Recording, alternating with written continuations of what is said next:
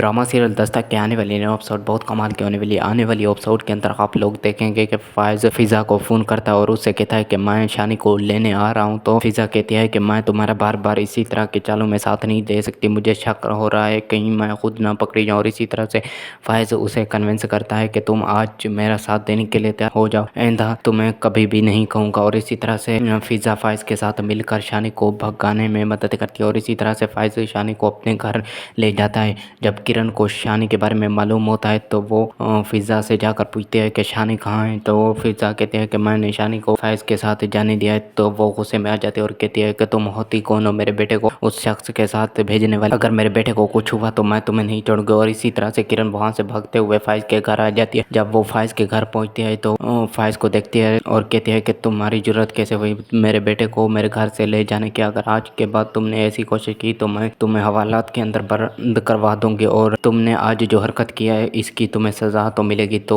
किरण कहती है कि आज के बाद तुम्हें तुम्हारे बेटे के से कभी भी मिलने नहीं दिया जाएगा। और इसी तरह से किरण गुस्से में आकर फायज को ये सब कुछ कह देती है। और दूसरी तरफ से फायज कहता है कि शानी मेरा भी बेटा है और मैं भी उससे मिलने का हक रखता हूँ और तुम मुझे कभी भी शानी से मिलने से रोक नहीं सकती। जब वक्त था तो तुमने शानी को छोड़ दिया, लेकिन अब तुम अपने बेटे से मिलने की बातें करते हो, मैं कभी भी ये नहीं होने दूंगी। दूसरी तरफ से फायज की बीवी कभी भी नहीं चाहेगी कि शानी उसके पास आए, तो वो कोशिश करेगी कि फायज के हर चाल को बेनकाब कर सके। और इसी तरह से फायज और फिज़ा के दरमियान जो भी बात होंगी वो किरण को बता देगी। और इसी तरह से फायज और फिज़ा अपने चालों में कामयाब नहीं हो पाएंगे। ये सब आपको ड्रामा सीरियल दस्तक के आने वाली न्यू एपिसोड में मालूम होगा।